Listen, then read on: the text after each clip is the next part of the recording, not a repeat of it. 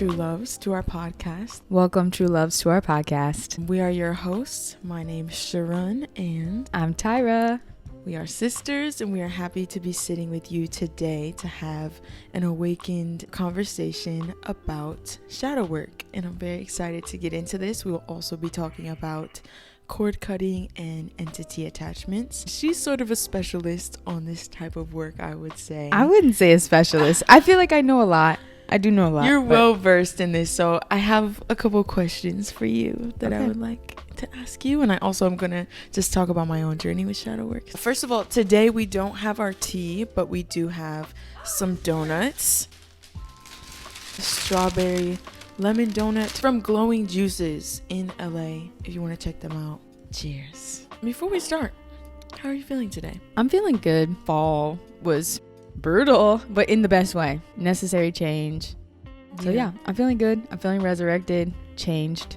How about you? I love that. I'm working on rebalancing my center, doing a lot of purging and clearing. So I'm excited to see where that takes me on my journey on getting to know myself on a deeper level, getting to see more of my power and what I'm capable of. We may judge ourselves or shame ourselves or feel uncomfortable when we have to do that clearing, but we don't always get to see in those moments where we feel that uncomfortability. On the other side is this newness and this ability to step into something that we never known before. So that's how I'm feeling. That got really deep, but I'm yeah. As we get into this, I just want to talk a little bit about what shadow work is. BetterUp.com. The shadow work meaning is as follows: working with your unconscious mind to uncover the parts of yourself that you repress and hide from yourself.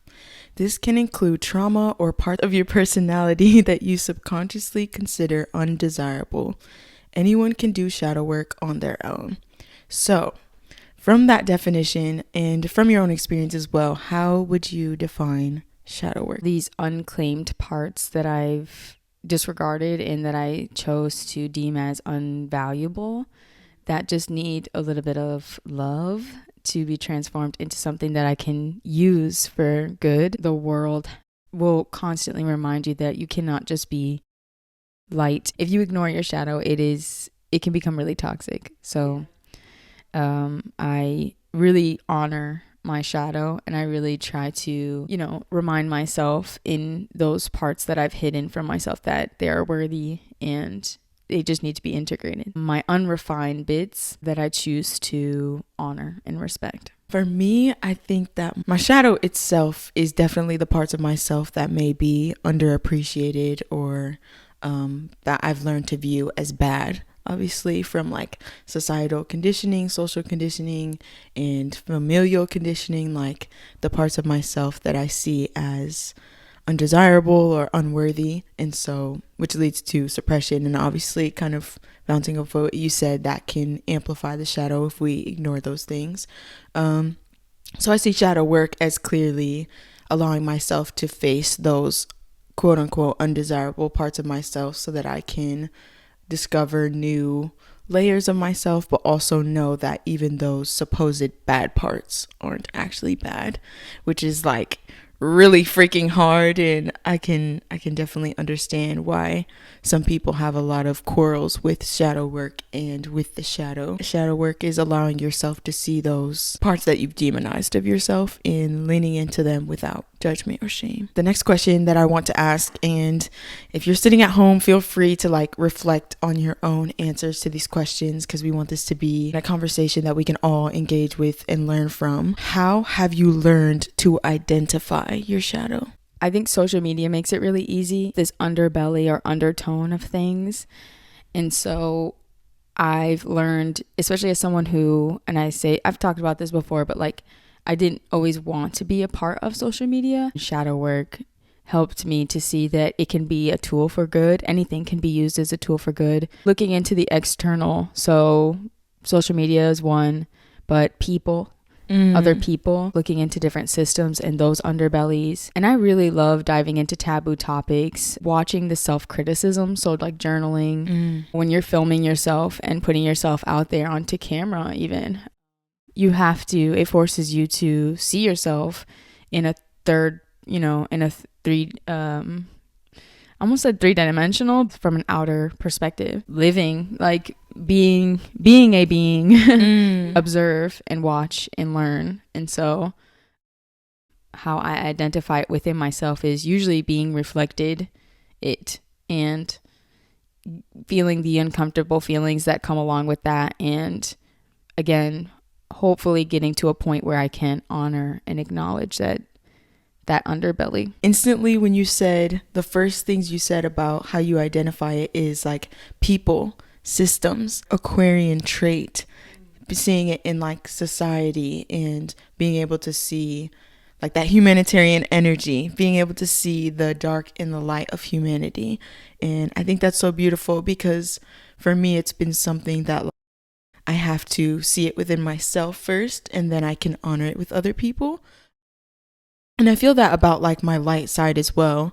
But it's just interesting that people can see their own shadow and learn and reflect about themselves from different ways. Like some people do better with reflection of others, and some people do better with like, no, I need to get more honest with myself. But I guess that's also found in the identifying your own self-criticisms as well. So I just thought that was beautiful, like that we can learn in different ways. I'm big on like the inner child and connecting with your inner soul or your oversoul, your higher self.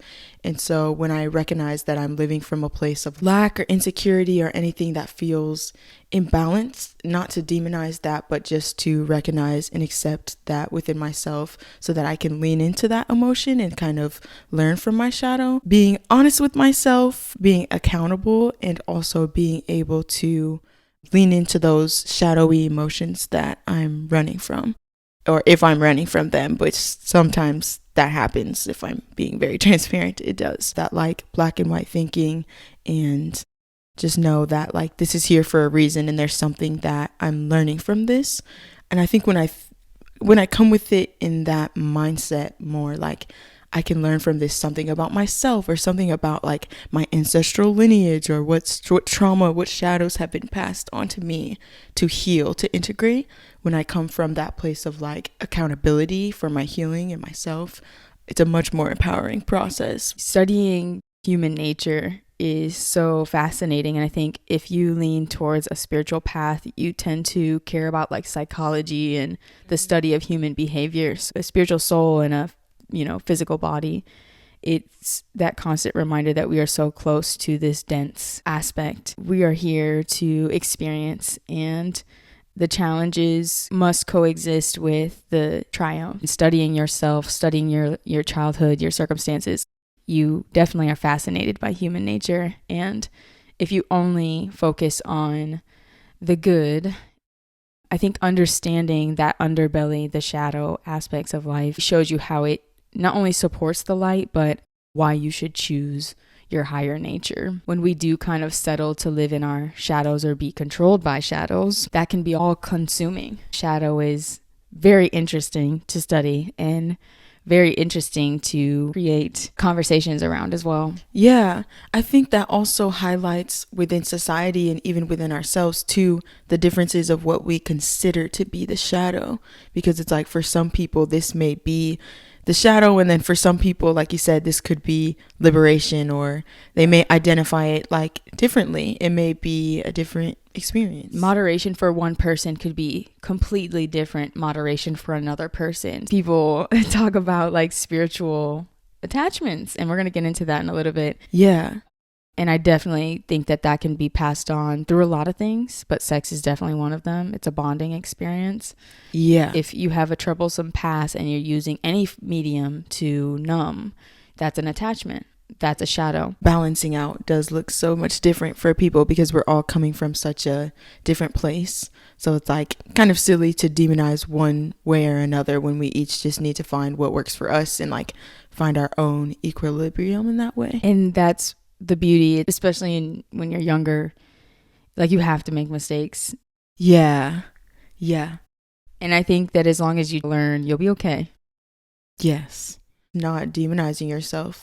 Again, reiterating that, but like seriously, not seeing a thought, an emotion as bad, not to become it or cling to it. Detachment with the good and the bad, I think, allows you to be an observer of yourself instead of defining yourself by either good or bad. And then from that space, you can allow things to flow. People become overwhelmed by like the shadow or live in their shadow.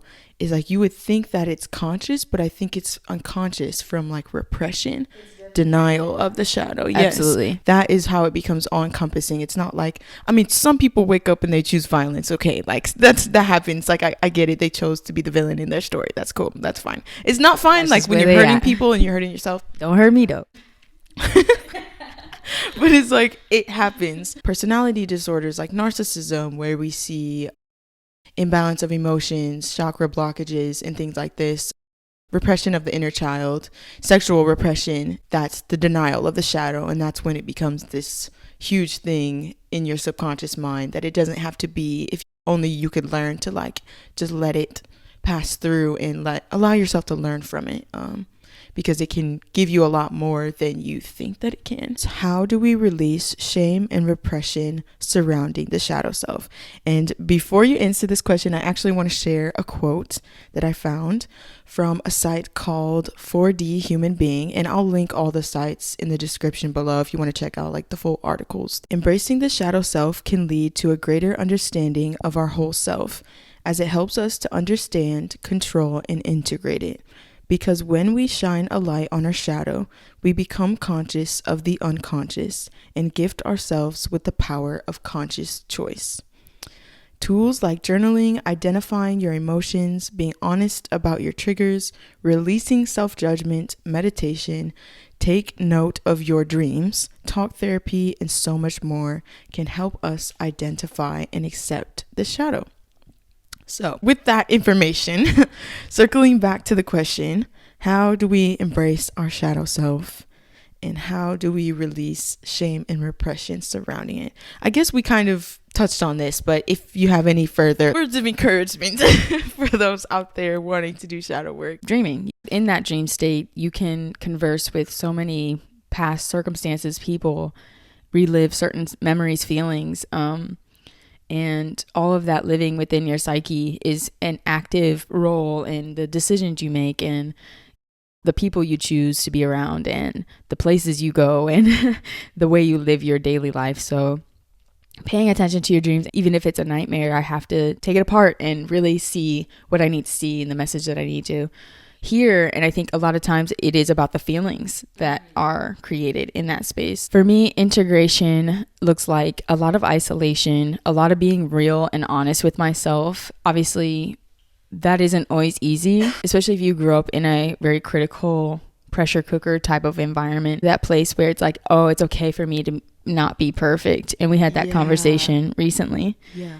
Give yourself permission to be an imperfect human being and to make mistakes and to be learning. It's not something you just like buckle into and like, okay, now I'm doing shadow work. It's like very much presented to you and spirit knows that you chose this path to learn. You'll learn naturally without being judged by people or... Fear mongering is probably one of the worst motivators, the worst tactic to get children to behave or to get humans to want to evolve or take care of themselves. That's another like shadow aspect of reality that I'm not so fond of. I think that creates critical children and who can't function properly as adults. It's a tactic of control. We're naturally very inclined to want to learn and to be curious. So if a child's curiosity is, smothered in childhood and throughout adulthood or their teens, I think that is a tell-all sign that they've been repressed in some way. How we embrace our shadow self is with compassion. That's really the simplest answer, but it's like the best answer. Like that word. If you are what brought you here, good and bad, then what is there to be afraid of? Your evolution and your growth is on the other side of that shadow work. There truly is nothing to fear because you're only going to be continuously evolving on the other side of it. I think that's also like motivating to do that work. One of the best ways to identify the shadow is to be able to recognize when you're triggered and to lean into that as well. And something that's really helped me is just when I'm triggered, especially journaling and like being honest about that and being able to communicate what I'm working through within myself and also those around me without being ashamed or holding back or limiting myself has been very helpful. Why is it important to you on your journey? When I have those aha or epiphany moments, like, oh, this is that blockage that needs to be removed, I feel so free when I get to surrender that. Yeah. And I think that that's where, some people are afraid of shadow work. You might be releasing something that you've been holding on to for so long and you have started to almost identify as it. Yeah. So that change, that shift can be very, very intimidating. But once you're on the other side of it, meet yourself and be like, I can't even recognize that person anymore because I don't live in that space anymore and I've evolved. And that's really fulfilling, and it makes you feel at peace. Have to be willing to go a little further, like pass up the opportunity to continue self-sabotaging. I feel like I wouldn't be able to truly and fully love myself without doing the shadow work, because if I can't love this entire part of myself unconditionally, then I'll always be hitting that roadblock. I'll always have a limit on myself, basically, to what I'm able to give to myself or how I'm able to nurture myself, because every time that I find out that, surprise, I'm not perfect, I'm a human being, I'm going to be like shocked, and like it's literally the SpongeBob meme where he's trying to find his name. Like anytime I get triggered or my shadow comes up, if I'm denying that part of myself, I can't love that part of myself, I'm always going to be limited in that way. And so I think that it's important to me so that I can truly and fully know myself, for one, and be able to say like, okay, I'm actually a friend to myself. I actually can say that I trust myself. I know who I am, even though I'm not perfect. I know my triggers.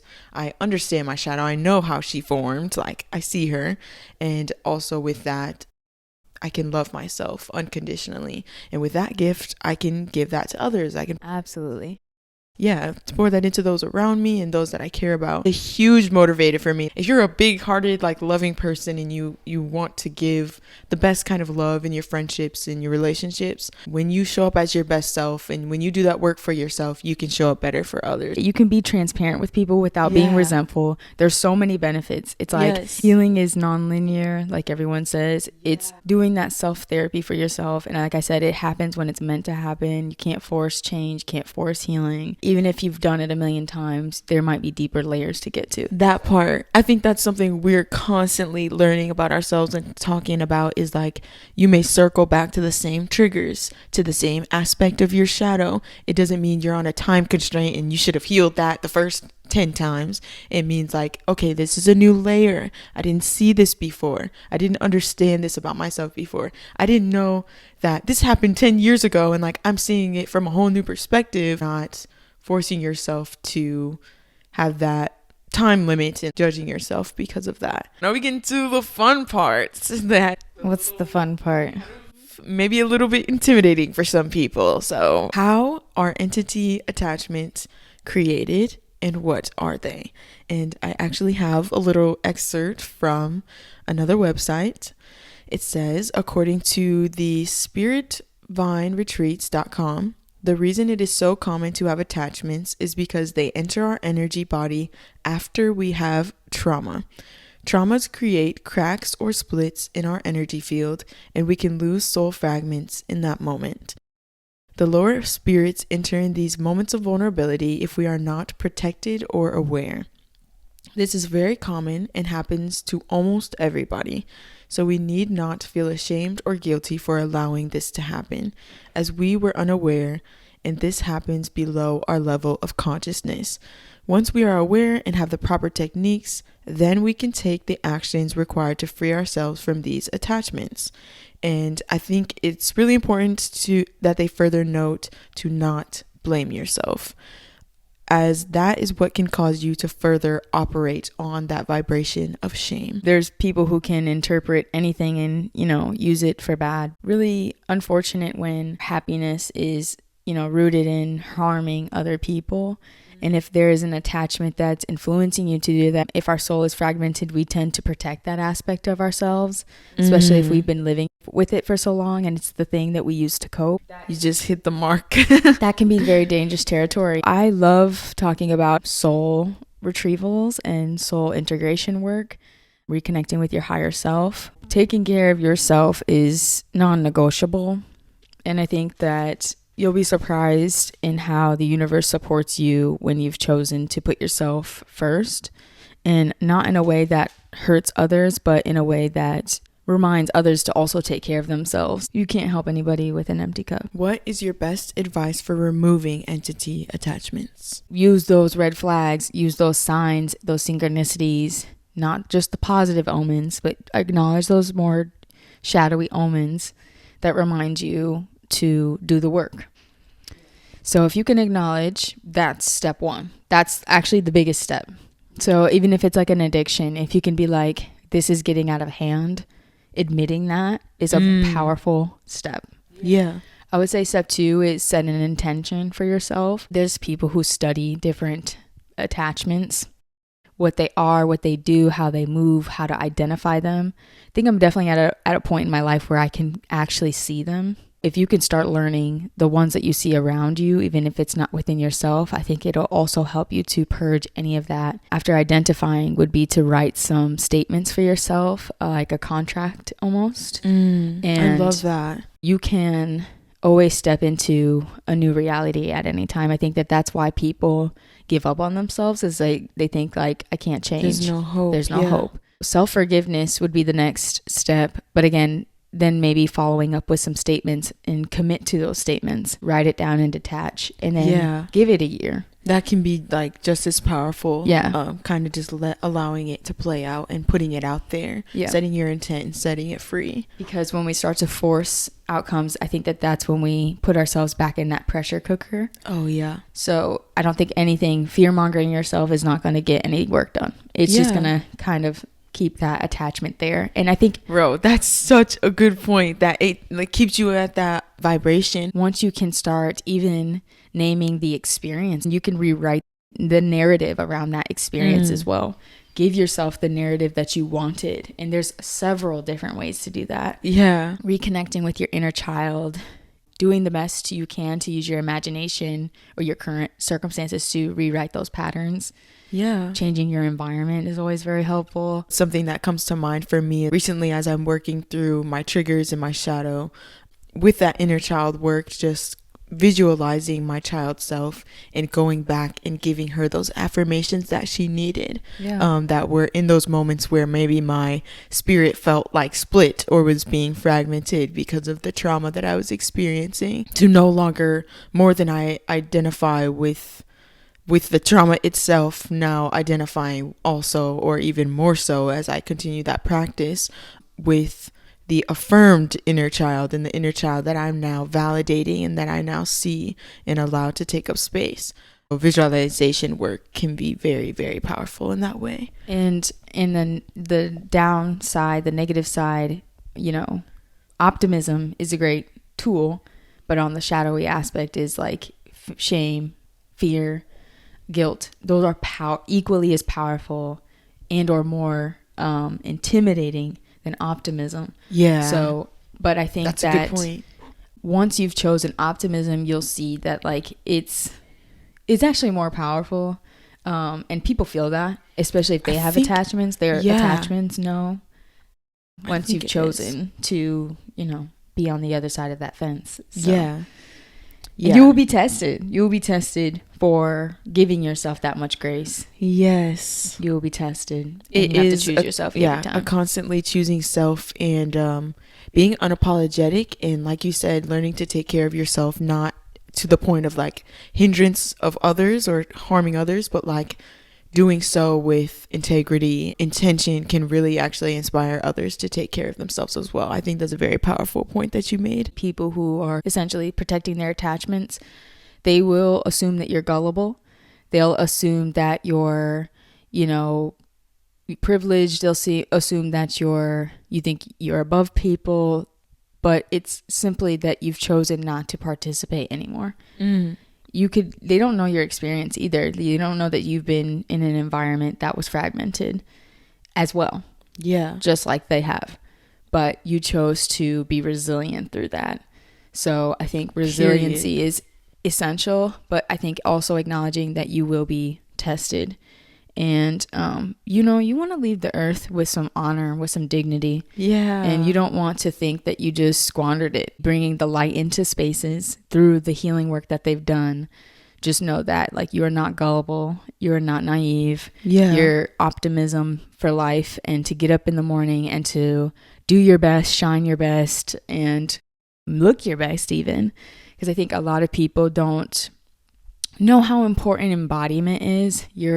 There's so many attachments that'll tell you, like, it doesn't matter. Don't wash your hair. Don't brush your teeth. Don't blah, blah, blah. You know what I mean? Yeah. Taking care of yourself. Trying to tell you that you don't matter. Luxury is what you decide. Everyone's versions of luxury is so different. Again, back to moderation, what we need is so different. Yeah. One person's minimalism could be another person's excess. Get to know yourself and really study yourself, so that way you're aligned and you're not being intimidated by other people's shadows, but you're also not being intimidated by your own. And even if there is an attachment, you can honor, like, okay, I developed this to protect myself, but I don't need this anymore. Yeah, I think that is a huge layer of where the compassion can come in, is like understanding how the shadow formed, understanding what past experiences and environments developed those present behaviors. You can be like, oh, there's no need to throw judgment into this when I was already going through so much, which caused me to develop these like habits and patterns. Not to coddle that behavior or like see it as something to continue doing or wanting to thrive in, but it's like being able to just see it as from a more compassionate perspective, basically. Yeah. When you honor your healing journey like that, like you've said, you can honor when someone wants to protect their shadow or protect that attachment, because forcing someone to change is never going to, or fear mongering them is never going to coming from that place of it's not going to come, it's not going to give you the results that you think it is. Anytime you're giving into fear, you're giving into the illusion, and you want to be generous. You want to be generous with yourself and generous with others, and you want to receive that same generosity. Yeah. So I always say, like, no one can tell you how divine you are except yourself. Yeah. You can only reclaim your divinity. So no healer can even hand that to you. They can put you on the path to finding it. They can give you advice. They can help you see a little clearer, see yourself clearer. They can give you hope, but you carry out the work, you know? That is so powerful. That almost made me like emotional, because I think it's extremely true. And I feel like this conversation just goes to show that shadow work and, removing entity attachments within these topics is important to prioritize. Solitude and like really getting to know yourself, whether it be getting to know your shadow or like what you need to work on or what you want to work on. And then even further beyond that, being able to fully love yourself into that change and do that work that truly at the end of the day, no one else is going to do for you. And you want to be authentic. Authenticity sometimes comes with being cringe. Be a advocate for love and not an advocate for chaos. Think for yourself. That is the ultimate freedom, is, finding your own voice. What is cord cutting? Necessite, which is a website I will also link in the description, defines cord cutting as a healing technique to help unhook you from draining or unhealthy emotional dynamics, freeing you from relational patterns that squander your mental energy. It is important to note that cord cutting does not seek to remove healthy emotional bonds with loved ones. Rather, it clears away emotional obstructions that are limiting you consciously and unconsciously.